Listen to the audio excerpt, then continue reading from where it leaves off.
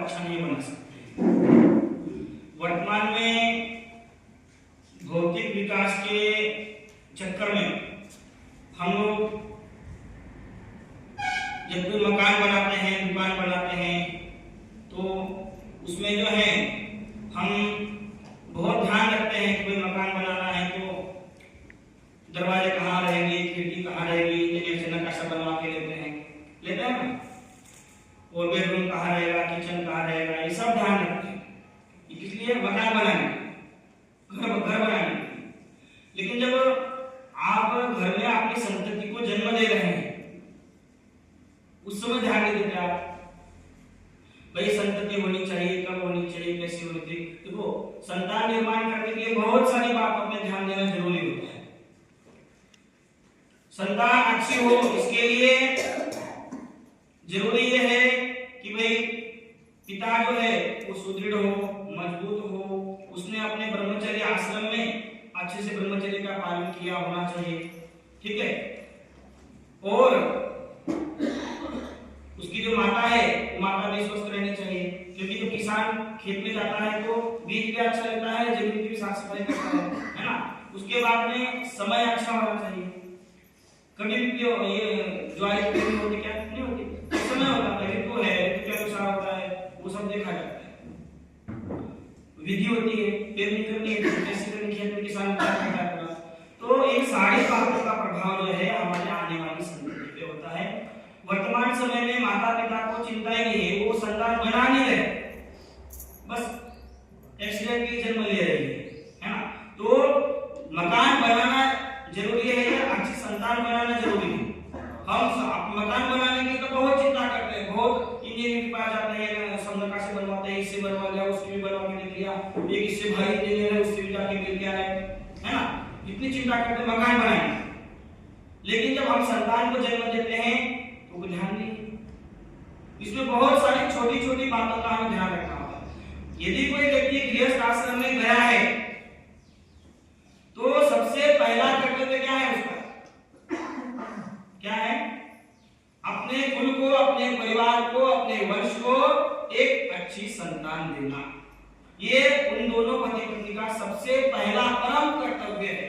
यदि माता पिता को बताएंगे कि आप गृहस्थ में गए हैं, गृहस्थ में जाने के बाद आपसे सबसे पहला कर्तव्य, सबसे बड़ी जिम्मेदारी क्या है, कोई पूछेंगे तो उत्तर भी नहीं मिलता है।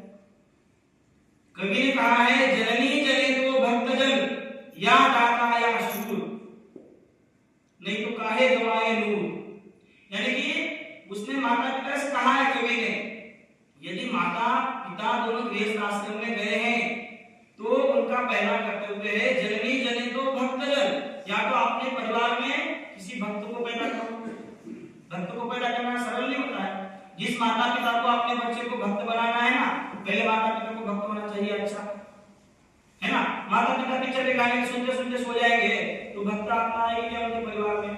नहीं आएगी। उनके परिवार में यदि पवित्र आत्मा को लाना है, पवित्र आत्मा को यदि बुलाना है तो माता पिता का आचरण अच्छा होना जरूरी होता है, ठीक है। माता पिताजी शराब पी के आएंगे तो उनके घर में पवित्र आत्मा आएगी क्या? नहीं है। इसलिए माता पिता को पहले अपना आचरण, अपना व्यवहार, अपनी दिनचर्या, अपना खान पान अच्छा रखना बहुत जरूरी होता है।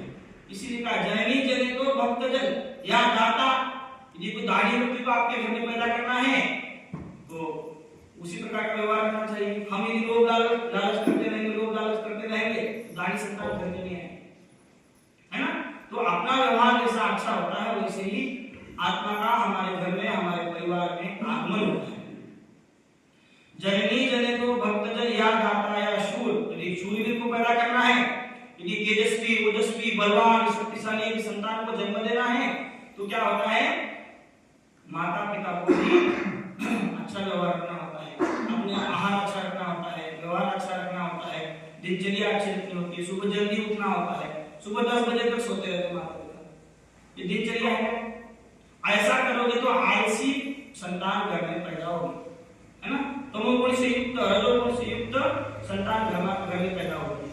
शिवाजी महाराज का जन्म हुआ तो जीजाबाई बहुत शूरवीरों की कहानियां पढ़ती थी, जहाँ पे हथियार बनाए जाते हैं ना वहां पे जाके खड़ी होती थी, जहाँ पे घोड़े दौड़ते हैं, तलवारबाजी होती है, प्रशिक्षण होता है, वहां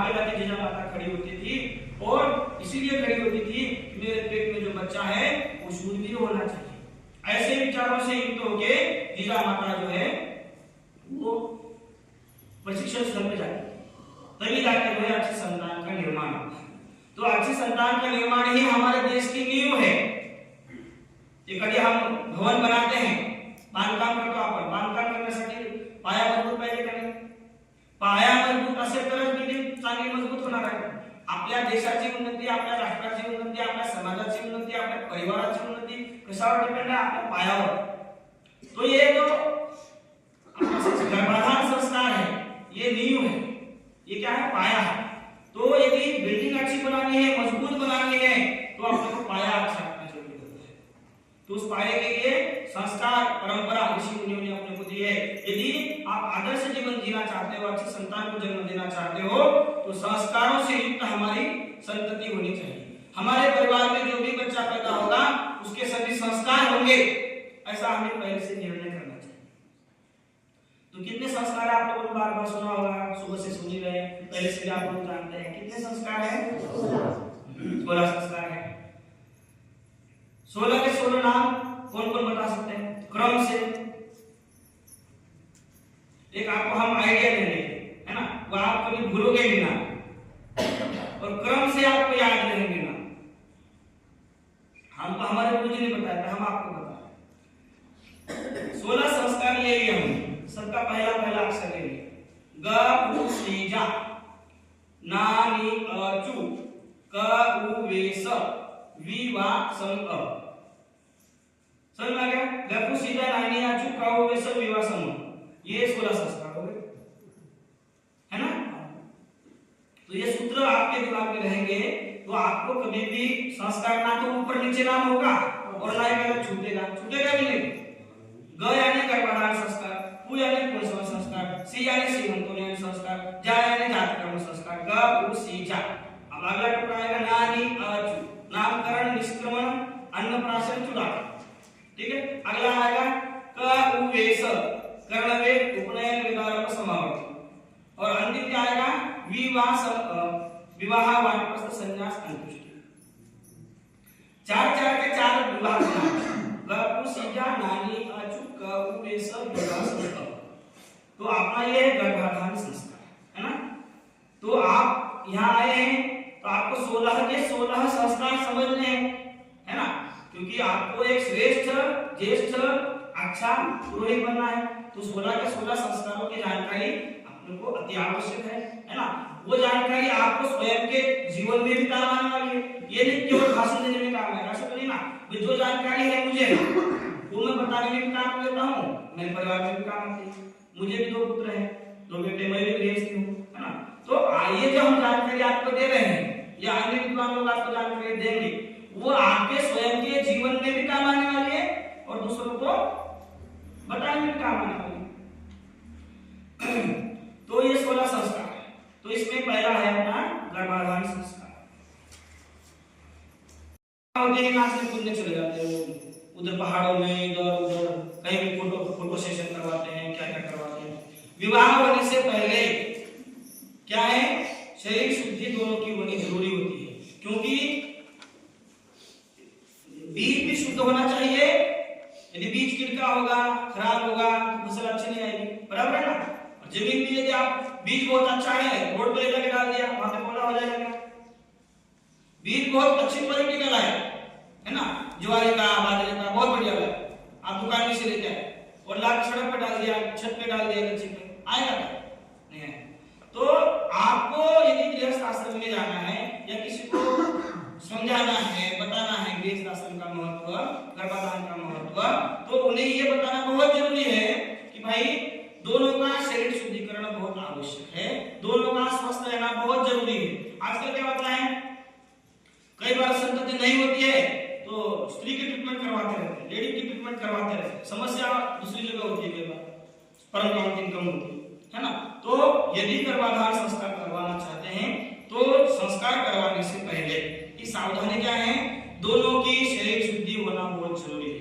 शरीर शुद्धि का मतलब समझना है आपको? नेचुरोपैथी, है ना, कोमल, विरेचन, नेति, धोती, है ना, मिट्टी पट्टी, एनिमा, इन सारी चीजों से शरीर की शुद्धि करवाना बहुत जरूरी होता है, जिससे कि स्त्री और पुरुष दोनों ही रोग रहित हो जाए। हम ये संस्कार करवाते क्यों हैं? गर्भाधान संस्कार करवाने का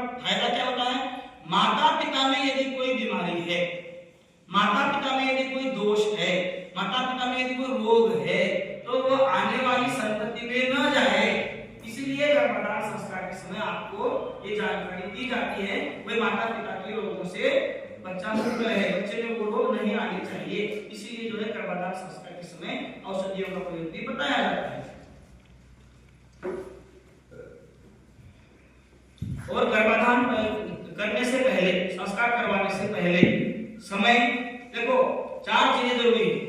गर्भाधान संस्कार यदि कहीं करवाते हैं तो 4 चीजों के बारे में जानकारी पूरी लेनी चाहिए। भाई बीज अच्छा होना चाहिए, यानी शुक्र यानी शुद्ध होना चाहिए, है ना। गर्भाशय की साफ सफाई बढ़िया से होनी चाहिए, कोई इंफेक्शन नहीं होना चाहिए, ठीक है। तो ये 2 बातें। तीसरी बात क्या है, समय अनुकूल होना चाहिए, समय बराबर होना चाहिए, है ना। समय का मतलब क्या हो गया, कृष्ण पक्ष, शुक्ल पक्ष। आप लोगों ने कभी विचार किया गर्भ धारणा के लिए कौन सा पक्ष अच्छा होता है? गर्भ धारणा के लिए कौन सा पक्ष अच्छा होता है? आपने विचार किया है? पक्ष कितने होते हैं ये बताओ। 2। कौन से? शुक्ल पक्ष, शुक्ल पक्ष, कृष्ण पक्ष। जो उजाले के दिन होते हैं वो शुक्ल पक्ष होता है, पूर्णिमा, है ना। जब चंद्रमा बड़ा होता है तो उसको शुक्ल पक्ष कहते हैं। जब चंद्रमा घटता है थोड़ा कम हो जाएगा, अमावस्या आ जाएगी, उसको बोलते हैं कृष्ण पक्ष। तो कभी भी गर्भधारणा का यदि कोई समय है, उचित समय है, अनुकूल समय है, शास्त्रोक्त समय है, तो शुक्ल पक्ष का ही होना चाहिए।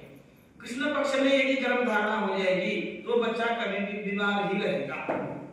इसका मैं आपको रीजन बताऊं।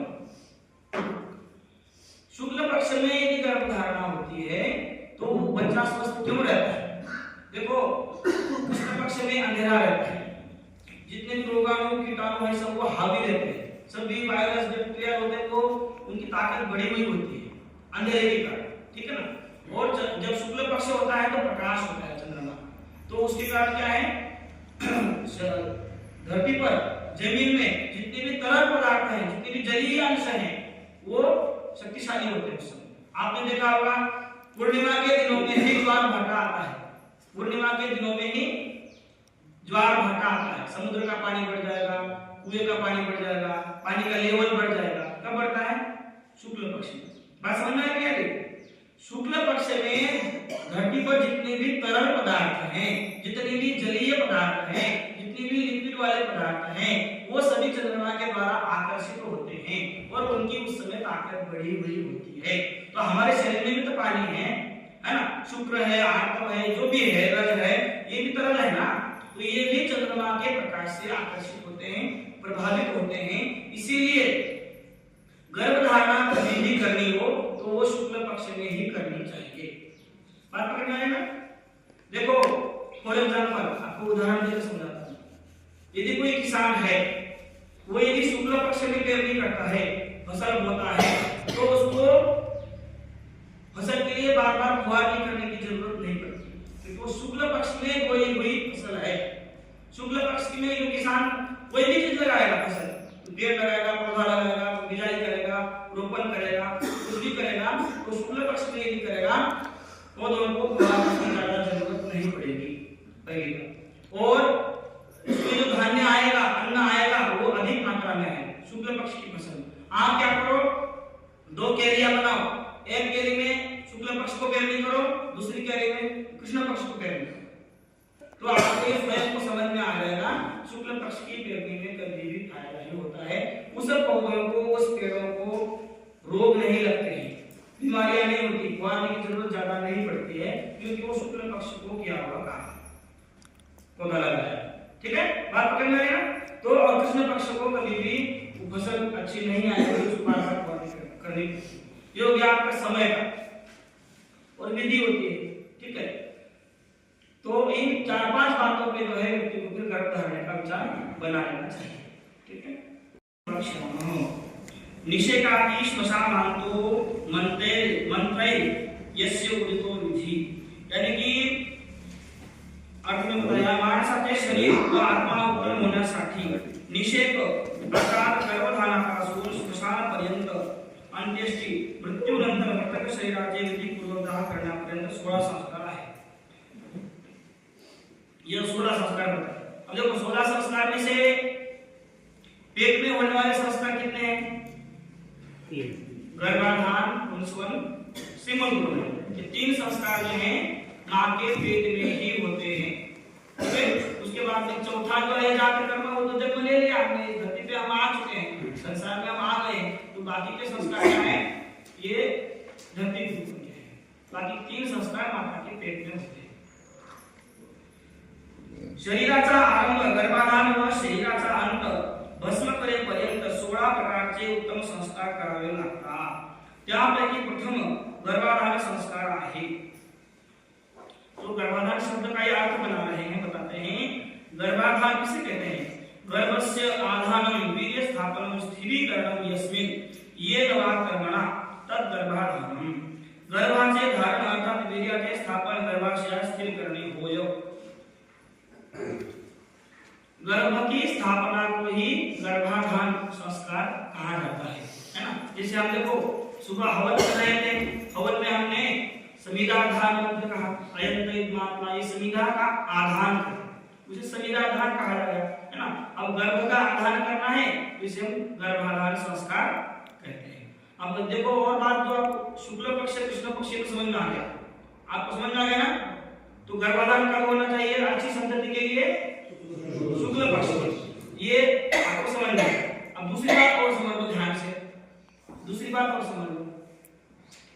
शुरुआत के आरंभ के 4 दिन तो एम्स पीरियड के होते हैं, उसमें गर्भधारणा असंभव है ना। और यदि होती भी है तो बच्चा बीमार होता है, ठीक है, पहली बात तो रहेगी। 5वें दिन से, अब ये सम विषम का आपने सुना है कभी?